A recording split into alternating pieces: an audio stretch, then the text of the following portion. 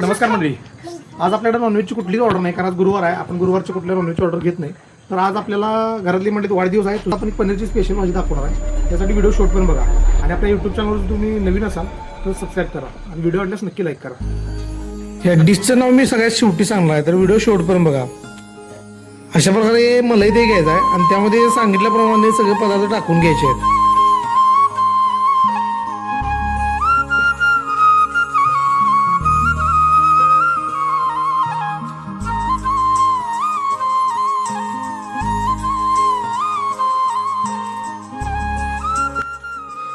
ती चांगली एकजीव करून घ्यायचं आहे आणि त्याच्यामध्ये आपण जे पनीर आगे कट केलं होतं आणि ढबू मिरची ती घालून त्यावर जरा कस्तुरी मेथी घालून घ्यायची आहे.